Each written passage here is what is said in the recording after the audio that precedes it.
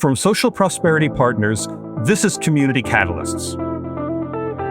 I think we have to really up our engagement game rather significantly to the extent that we need to, at the risk of over-communicating, communicate as much as possible about what our mission is, what our vision is, what our values are as an organization, and ultimately what our goals are to make sure that all of our kids learn at really high levels. Welcome to Community Catalysts. I'm your host, Matt Lehrman. Every strong community has people who choose to step up and lead. Some hold elected office, some are hired into positions of trust and authority. And many are called through service, advocacy, or simple determination to make things better. However they arrive, each leader carries hard-earned lessons, stories of challenge, perseverance, and purpose. That's what we do here on this podcast, real conversations with real leaders. By sharing their journeys, the missteps, as well as the breakthroughs, we all gain insight into what it takes to guide communities with integrity, resilience, and heart. Today's episode is part of a monthly series sponsored by RELI, the Regional Elected Leaders Initiative at the Schar School of Policy and Government at George Mason University. RELI supports and connects regional leaders across Northern Virginia, equipping them to tackle complex challenges through collaboration and innovation. By sponsoring this episode, RELI is sharing those insights with local leaders everywhere, and we're all truly grateful for that. My guest today is Dr. Peter Noonan, Executive Director of the Washington Area Schools Study Council and former Superintendent of Falls Church City Public Schools. Over nearly 2 decades, he has served in senior leadership roles across Northern Virginia, including Assistant Superintendent in Fairfax County and Superintendent of City of Fairfax Schools before taking on the superintendency in Falls Church. With that breadth of experience, he brings a perspective shaped by moments of clarity and crisis, from navigating the pre-COVID, COVID, and post-COVID eras to rebuilding trust in public institutions and forging regional collaboration among school systems. I'm especially eager to explore what Dr. Noonan has learned about holding fast to values, building and sustaining community trust, and helping communities come together around shared purpose as schools and their leaders face the challenges ahead. Dr. Peter Noonan, welcome to Community Catalysts. Matt, thank you so much for having me. I'm really excited to be here today and to have a conversation with you. Great to talk to you. So first off, congratulations on what I understand is a brand new professional role. You stepped into the position of Executive Director of the Washington Area Schools Study Council just this past July. Tell us about the organization and its mission. Yeah, thank you for the opportunity to talk about what we affectionately call WASC. So WASSC is an affiliation of, or a consortia, if you will, of superintendents that are regional to Washington, D.C. And so when you think about the divisions that are associated with the Washington Area Study Council, it's Northern Virginia, sort of as far south as Stafford County up to Fairfax, out west towards Loudoun, and even as far as Frederick and Winchester, up into Southern Maryland. So think, Montgomery County, and as far east even as school systems out where Annapolis is. And then, of course, the Chancellor of Washington, D.C. is part of our group as well. And our mission each year is to come together and identify a problem of practice that is relevant to the region, and trying to figure out how do we leverage resources to come in and help us begin to resolve whatever that problem of practice is each year. Is it clear what the issue is that you're focused on this year? Yeah, great question. So this year is sort of a carryover from last year in some ways, and is somewhat relative to or related to sort of this post-COVID era. And the problem of practice that we've identified as a group that we're working around is developing a pipeline for superintendents and also developing a pipeline for school board members. And ultimately, what we hope to do is to identify sort of the reasons why there are issues specific to developing pipelines for each of those respective positions, and how we may leverage resources to help support people coming into the superintendency. And then also developing community partners to become school board members, and trying to cultivate those relationships locally as well. When you talk about pipeline, are you talking about the sustainability of where do the professionals come to administer school boards, and where do people come from who are going to provide the governance for school boards? Yes, that's precisely what we're looking at. Is what we found as a broader organization and even nationally is that, unfortunately, what I have found to be the greatest job that there is in public education, which is being a superintendent, doesn't appear to be the most attractive thing to some people across the country right now for a variety of different reasons. One is I think it's becoming super politically challenging for superintendents. We're seeing a lot of things happening both nationally and statewide. And then also working with the pipeline of people to come into school boards that particularly come in with the understanding that they're serving a public school system, and that they come in with a belief that they are serving all kids to provide a balanced approach to governance. So when I think about it as sort of the operational side of the house, making sure that we have a really strong superintendent in place, and then the governance side, which is the school board side, and how do we make sure that the people that are in those governance positions are really, as I say, supporting the institution of public education and not coming necessarily with sort of a pet project, but instead are coming to govern a whole system with one, efficiency, effectiveness, and also care for the institution. Peter, I'm going to come back and ask you a whole bunch of questions about the future and strategic directions. But before we go further into the future, I want to go in the Wayback Machine here. Because as we were preparing for this interview, you shared with me an early experience in leadership that you said really stuck with you. You described it as a rude awakening, realizing that not everyone's approach to public education is grounded in the same values and ethics and beliefs. I'd really like to know the story behind that. I'd like to know what it was that you experienced earlier in your career that was the awakening to the fact that people approach public education from a variety of different perspectives. Do you mind sharing some of that? Yeah, I don't mind sharing it at all. So I won't bore you with the long, gory details, but I will tell you that I've come to public education from a very honest perspective. I got a degree in psychology, and I was determined to put my degree to use. And all I could do was drive a beer truck for Miller Brewing Company for a couple of years, which was a lot of fun. But I ended up meeting someone who was a speech pathologist, and started working with him, and decided to go back and get my degree in special education. My mother was a teacher. My grandmother was a teacher. My grandfather was a school counselor. My aunt was a teacher. So I have this long history of public education sort of in my roots. I'm a product of public education. I went to public school my whole life, both K-12 and also post-secondary.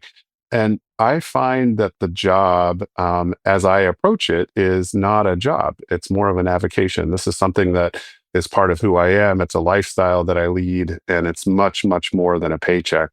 So when I come home, and so I've had a couple of experiences along the way that have really challenged me from that perspective. And I think it started with my first principalship when I became a principal in the Albuquerque public school system. And I really started observing classrooms and digging deeply into instructional best practices and looking at student learning and student outcomes.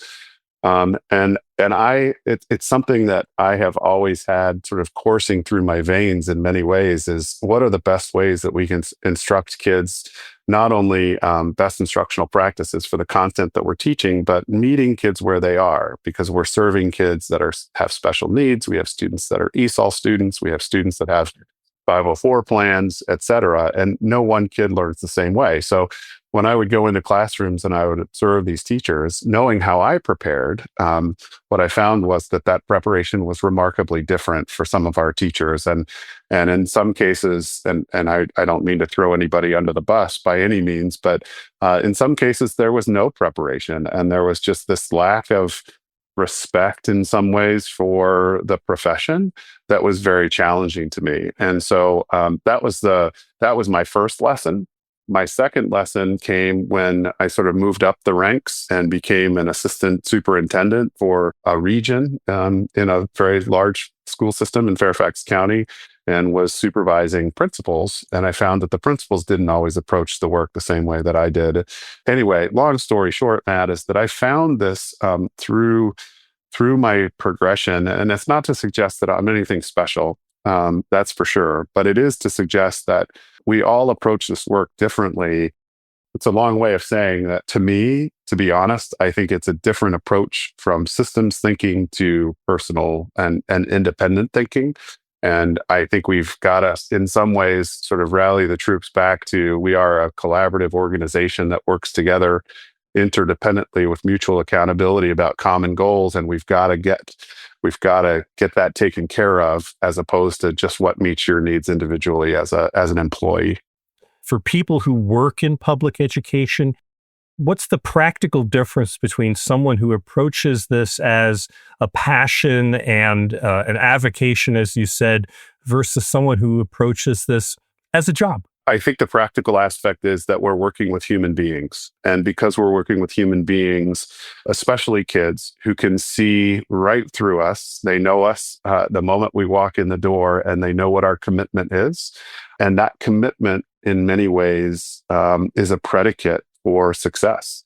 And I think when kids see that someone's coming with passion, that someone's coming at this as an avocation versus just a job, they're much more inclined, in my opinion, and in my estimation as a 33-year, public education vet, that kids will rally around that and will be much more likely to do what they are asked and to meet the bar that you've set for them, than if they see you coming in as, oh, this is just another one of my 60-minute blocks. I just got to get through it because I got stuff to do after work. So whether as a principal or as a superintendent, what have you learned to do to provide the kind of leadership that bridges your passion to people who may have come to the work from a different place? How do you elevate them to that level, if that's the goal?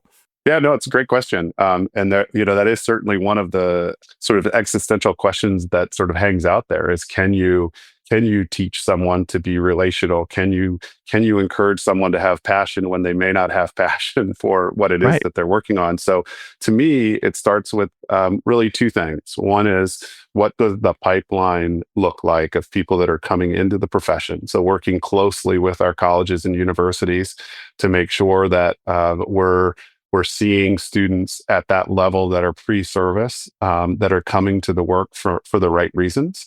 And then secondly, it's, how do you hire? I think as a leader, whether you're a principal, an assistant superintendent, or superintendent, your number one job is to hire the very best people you can find for the positions that they're coming to. So I think you've got to hire well and ask the right questions and sort of dig. We have this culture and ethos in public education that I think is super challenging. And that is that when we hire people, we do it in 30-minute increments.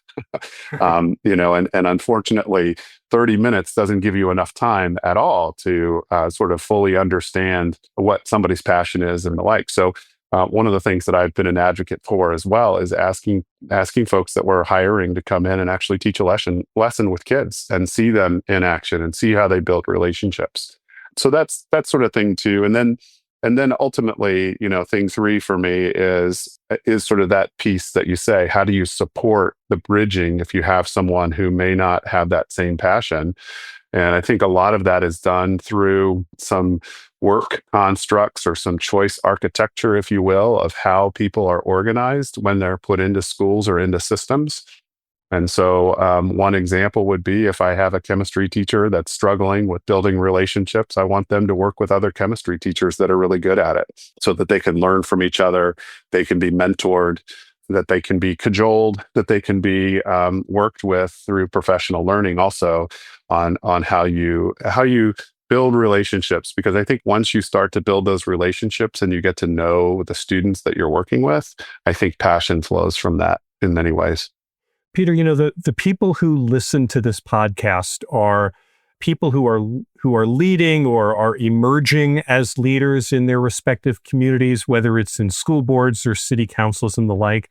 And I think there's going to be a lot of people interested in the how-to of what you just said. Because the core of what you just said, what I gather was, it's not just what you teach that you're looking for when you interview someone, it's why you teach. And could I ask you to talk about, like, what are the questions that you ask in an interview? What is the assessment that you do that helps you get to the place that you can identify someone who you would consider to be a person of quality and a person who's going to actually, approach the work of public education in a way that you think is especially meaningful? Let me first be clear. I have made mistakes. And so when I make those mistakes, they're important to sort of deal with sort of very quickly. But and for the record, we embrace mistakes in this conversation. We learn from your mistakes, and we're grateful when you can share them. yeah, and I'm really good at that, by the way, and I'm good at learning from them as well. But I think when I hire school administrators, first of all, it's not a half an hour conversation. It is a long, sort of meandering, cover the waterfront kind of conversation, because I can learn from someone's resume of why they're there, and they wouldn't be in sort of a final interview or in a discussion with me if they weren't eminently qualified for the job. So the one thing I don't want to do is ask someone to go back over their resume and talk about their experiences. What I'm more interested in is asking them questions like, when you walk into a classroom for the first time, how do you build relationships with your kids? How do you greet students at the door? What are some things you can tell me about your student teaching that were relational, that were more important on the daily than just what you taught, but instead tell me about the relationships you had with kids, and why did you come to this profession? I looked at your resume and I saw you were an economics major. What made you decide to come to education? And I think when you ask those kinds of questions, you can really begin to sort of ferret out, the why someone's coming to the work that they're doing. And I also think there are probing questions, Matt, that can come from those sort of cursory questions to dig a little deeper under the surface. And so those are some of the preliminary questions that I ask. And then my favorite question, that I like to ask is, if I walk into your classroom, what am I going to see? What's it going to feel like? And what am I going to hear kids talking about? And that is also another tell of how someone's going to organize and structure their classrooms, and how they're going to build relationships, and what the kids are going to be talking about. Because ultimately, it is about learning. But I really believe in the sort of adage that they don't care how much you know until they know how much you care. And so I think, I ask people, knowing that adage, how would you prove to your kids that you really care about their successes, and what experiences do you have that would exemplify that sort of ideal? I want to shift our focus a little bit. Like so many of your colleagues, you've led through three very different eras. There was before COVID, there was during the pandemic, and now in the years that have followed. I talk with a lot of public education leaders, and I ask about the quality of leadership that was needed in each of these times. There are some people who I've talked to who have said that the quality of leadership was very different in each of those three periods. There are some who I've spoken to who say that leadership is leadership, and it happens irrespective of what are the challenges that you're facing. I'm curious what your perspective is, and if you see truth in both perspectives, or do you lean a particular way? Yeah, I definitely would agree that my tenure in my last superintendency was characterized as three different superintendencies. There was pre-COVID, COVID, and post-COVID. I do believe, however, that this could be a little bit of mealy mouthing here, because I do think it's both. I do think that leadership is leadership. The bones of leadership, to me, are really rooted in sort of strong communication and collaboration. Making sure that we're supporting each other to act. We're leading with heart and with courage. we're really strong in our convictions and we bring our passion. That transcends any period of time. There's no doubt about that. But leadership is also situational. And I think that COVID led us to a situational relationship in our leadership. When I joined the City of Falls Church Public Schools, some 9 years ago, prior to the pandemic, I felt like I had died and gone to superintendent heaven, and that there was no better place to work. And I still believe that, to be honest. But I would say that my experience in those first few years were smooth as could be. I had excellent teachers, excellent students, an excellent community that really cares a lot about public education. And in some ways, the school system, I wouldn't say it ran itself, but there was very little tweaking that needed to be done, except to begin really focusing on some achievement gaps between our students that were of color, students that were traditionally overrepresented in the system. But then COVID came. And when I talk about situational relationship, that really did take on a different sort of meaning in terms of what it meant to be a leader, because I found myself almost instantly being elevated beyond just a superintendent of schools, but in some ways elevated to a community leader, because the schools are play such a central role in our community. That's small. We are only 14,500 people in our city. But our schools have almost 3,000 kids in them. Our parents, will self-admittedly say that they moved to the city for the schools. And so I found myself in this sort of elevated leadership position. And it required us to operate very differently. Obviously, we had to close school and we moved to an online solution. And then there were points in time where we had to bring kids back, and then we had to send them home again, and we had to test, and we had to do all of these different things that were associated with COVID that we're all aware of. And I found myself in a much more combo platter, if you will, between leadership around ideas and management of solutions. And so previous to COVID, I think I was much more into the leadership and the strategy. And then COVID had me back up a little bit, stay with the leadership and strategy, but also think about the management.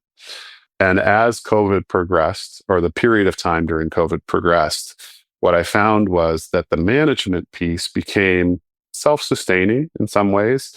And I was able to pivot away from some of the management stuff and move back into the leadership and the strategy, particularly around reopening schools, thinking about how are we going to redouble our efforts instructionally to make sure that kids that had missed during COVID were going to get what they needed. And we were able to then reopen. And so for the 2 years after we reopened COVID, we were sort of, again, in that leadership strategy perspective, but then we were dealing with a whole nother host of issues that we didn't anticipate, whether it was student behavior that we hadn't seen prior because kids hadn't been in kindergarten. And what do we learn in kindergarten? How do you walk a line? How do you sit in your seat? How do you do these things? And we had kind of kids just all over the place. And so what I found was that I had to change what my leadership strategies were. And it was more around sort of functional things, as opposed to thinking out futuristically, but making sure that we took care of the functional aspects of school. And then in the last 2 years of my superintendency, I really feel like we've come a million miles from where we were in COVID, and in some ways was able to get back into the leadership of strategy. And that was where, and that's where we as leaders really want to live. We want to live in the world of strategic thinking. We want to live in the idea of what does the future look like. And I think in some ways, COVID not just set back learning for some of our kids, but I think it set us back a little bit in our leadership skills, or maybe it grew us in our leadership skills. Maybe that's a better way to say it, because it really created an opportunity for us to sort of flex muscles in our brains around leadership that maybe we didn't have to on a traditional basis. When I visit with school boards associations around the country, I usually summarize the mission of school boards with 3 words, each beginning with the letter E. The first is educate, as in educate all students. Then it's enable, educators to provide them the facilities and resources they need to be able to do the work of educating all students. And the third is engage your community, right? To create the body of support that people will say, this is important work for our community and we support this. I think what I just heard you say is that what COVID did was kind of supercharge the engage the community part of this. And I'm really, because I didn't pay attention to this much before COVID, and I want to make sure pre-COVID was engage the community just not as up there a priority as educating all students and enabling educators? Is that the core message here? So that's a really great question. I think engagement of the community has always been on the minds of the superintendent and school boards, regardless of whether it was pre-COVID or post-COVID or during COVID. I do think you're right. I think it was supercharged during COVID because there were so many perspectives on how things needed to be done. And it was, I don't want to say in your face, but in some ways the engagement was in your face. We had people writing letters, sending, emails, videos being sent, and there was no way around the engagement of the community during COVID. So it became supercharged. And I wouldn't say that the education of students was diminished. I think it still maintained its integrity of where it needed to be relative to public education. But I do think where, in using your 3 E's, I think the enabling piece of enabling public education to happen during COVID was where things sort of not fell apart, but became much more complicated. Because for the first time, because of the supercharged engagement, people were not happy with the enabling necessarily. We don't want our kids to be online. We want our kids to be back in school. And then another faction of parents said, we want our kids to be online because we're worried about our kids coming back to school. So the clearing of the deck, if you will, that happens during enabling to clear the deck for teachers to do their work just became super complex and very complicated. So yes, I do think your comment about it being supercharged in that moment is absolutely spot on. It doesn't mean that we threw out the other two.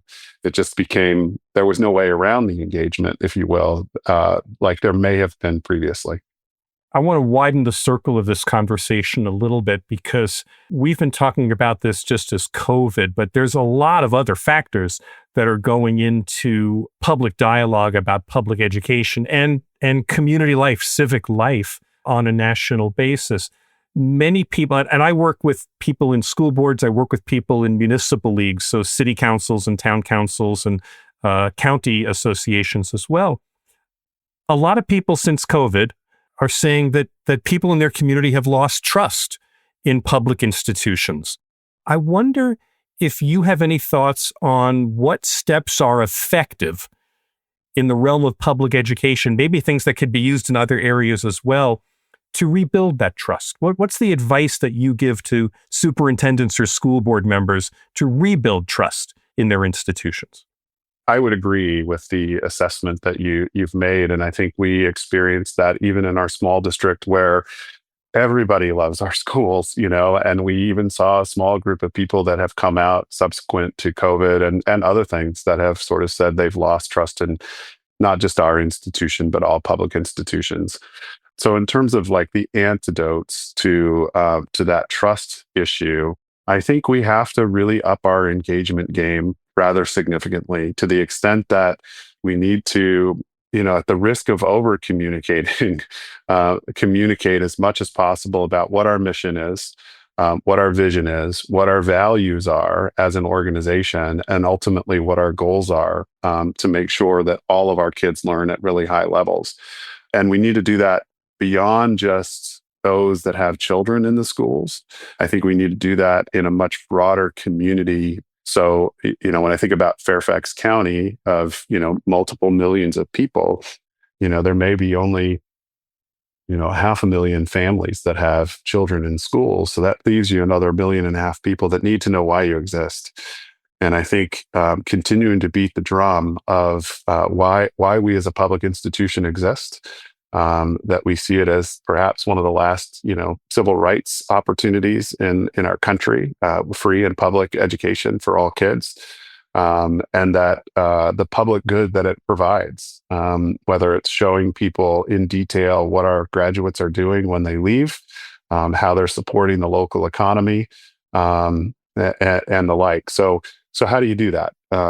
I think one is by, again, sort of over communicating, being ultimately, and I think it's probably an overused word, but I'll use it anyway, being overly transparent in your processes so that everyone can see what it is you're doing, why you're doing it, how you're doing it, and how much it costs.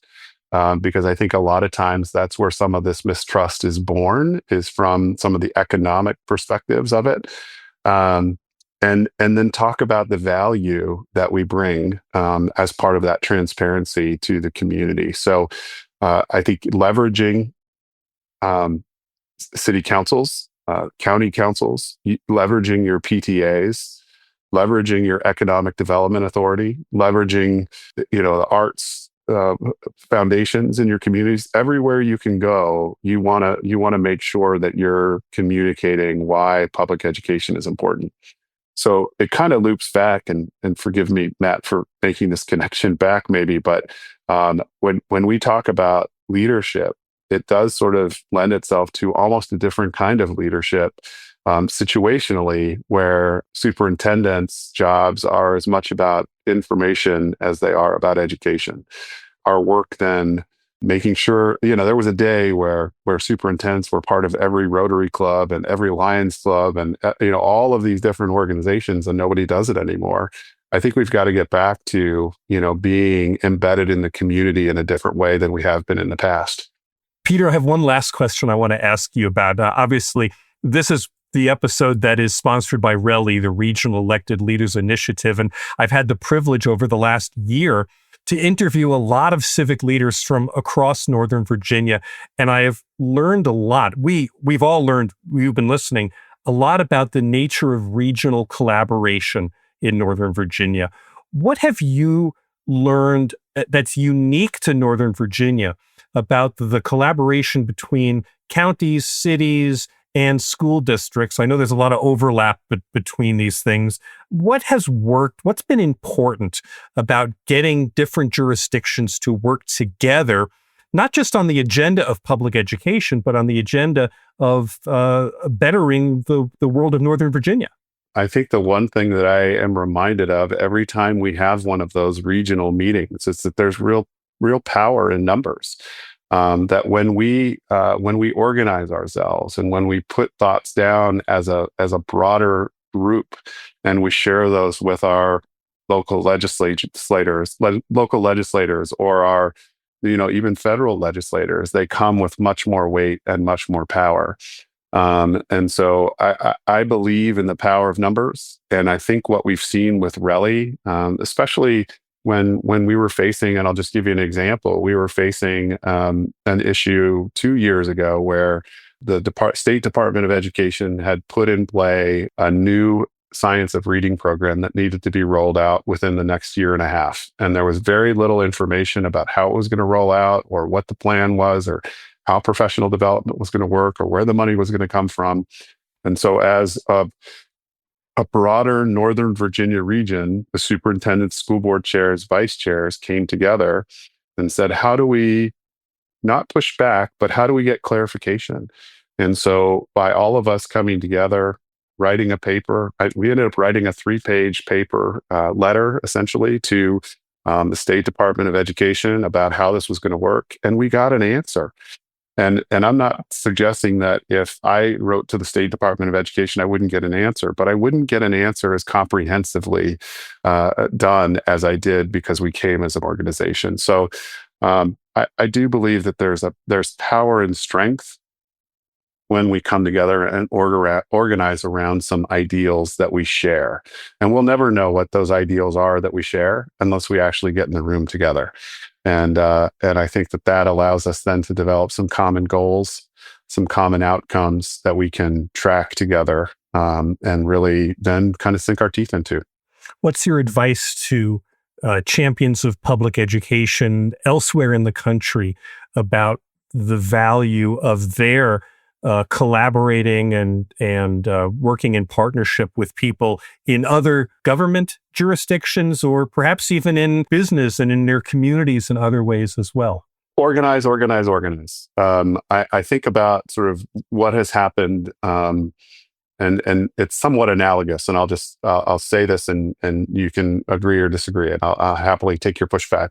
But one of the things that we've seen as an outgrowth post-COVID is an incredible coming together of teachers to organize and develop unions in many places that there hadn't been unions previously.